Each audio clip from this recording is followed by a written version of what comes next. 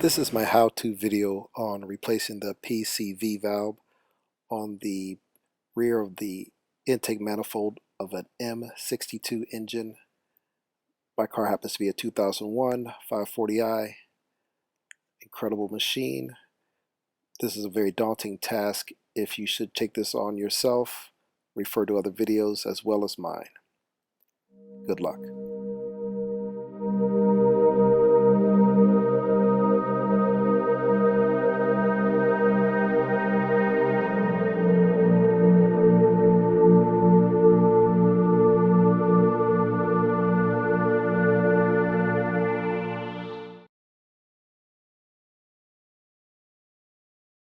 Okay, I'm doing a scanning view. I'm starting at the battery terminal.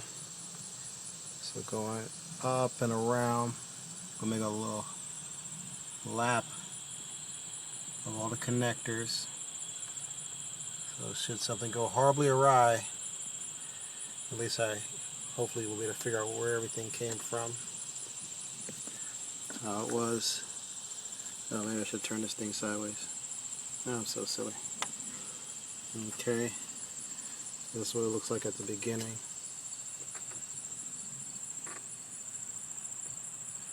Now we're going after that dreaded repair I've been dreading for about a year now.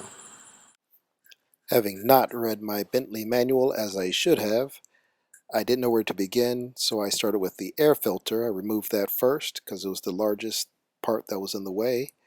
Then began removing various valves and disconnecting sensors as I came across them. Okay, I'm on the left side, the driver's side of the engine. I've removed all the bolts that hold down whatever that thing is. I'm thinking it's the fuel rail, but I'm not sure. But I removed all those bolts. This is the other end of some sensor that was hooked up into that hole right there.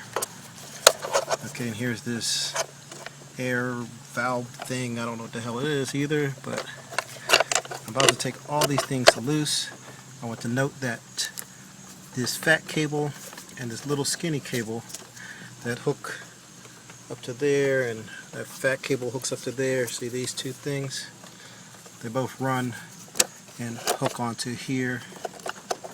So now I can take this out of the way. Oh, let me unhook it in the back here. But I'll unhook that. Oh, hard to do it one hand. Okay, I'm gonna unhook this one right here, and then I'm gonna take this whole piece out of the way. I also want to remember for later how this stuff all went together in here. So let's see if I can get how close I can get. Okay. So we're gonna get this intake manifold off today. It's raining outside, but that's okay. It's dry underneath the hood.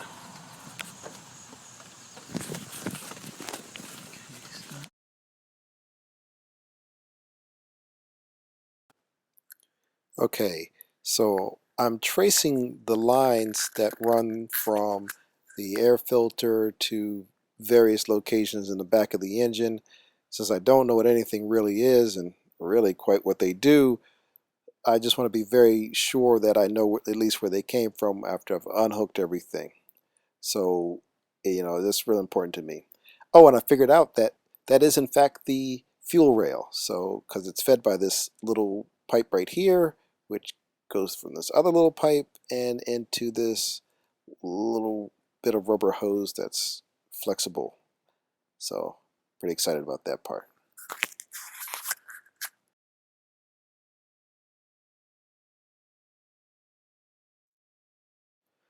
Okay, so I've loosened all of the manifold bolts. There are 10 of them. It's an 11mm socket.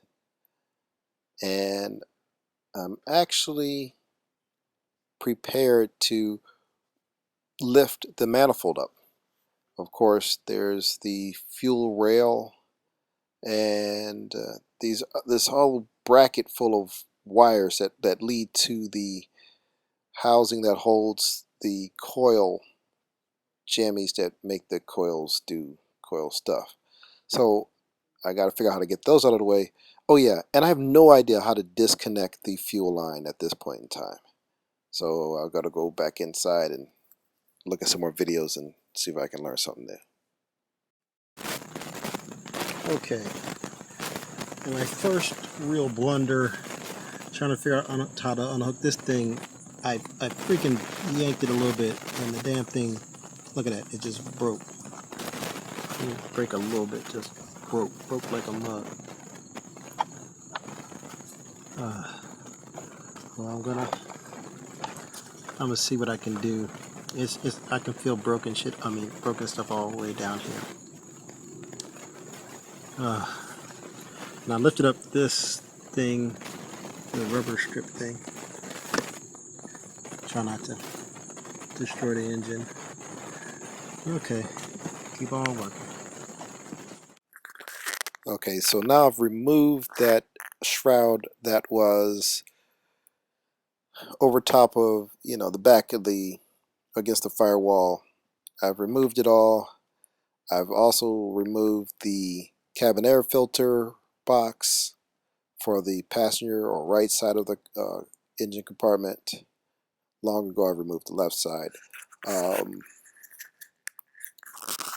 Now I'm a little bewildered because I can actually see for the first time the wonderful PCV valve stuck there nicely, just like it's supposed to be on the back side of the manifold.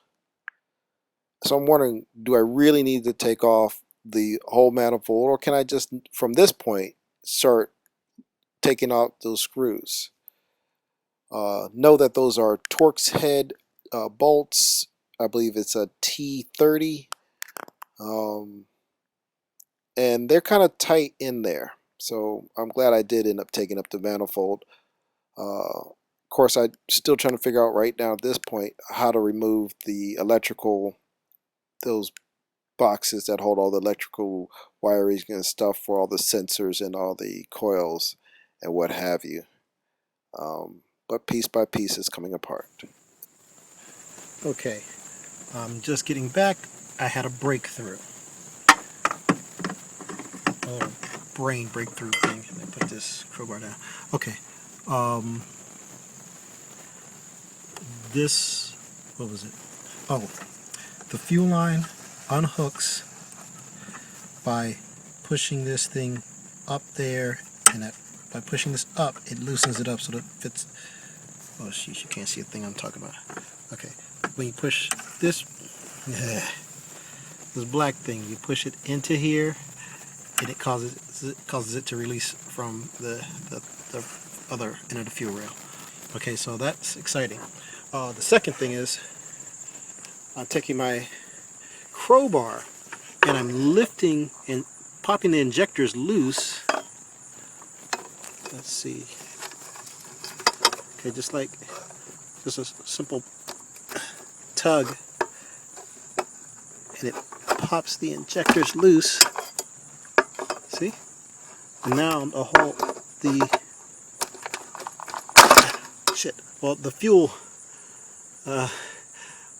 fuel part of it is at least separate from the intake manifold now.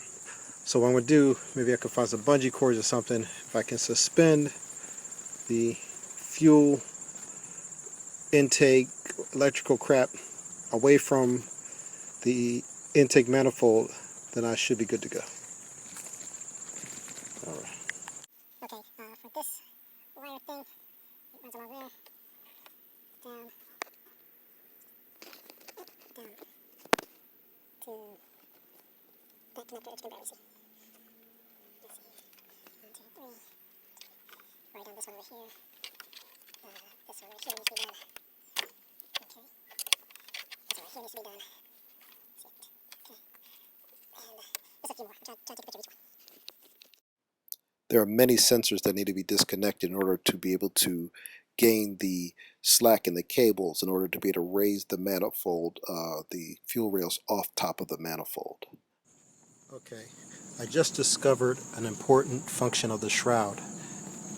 All this dirt and stuff gets in here. If you can see, that dirt gets down way down in there. And if you ever take off the manifold, then you're very likely to get dirt into your engine. So you want to keep that shroud on there.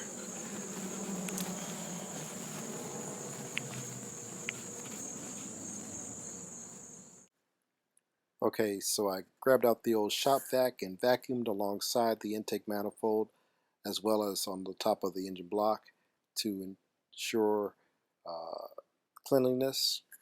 There you have it, the now extracted intake manifold itself along with the PCV valve still attached to the back of it. That's what the engine looked like, the engine compartment looked like. I put some straps. I'm a lousy knot tire, so I used my clamp and I elevated it so that you could remove the manifold as one piece.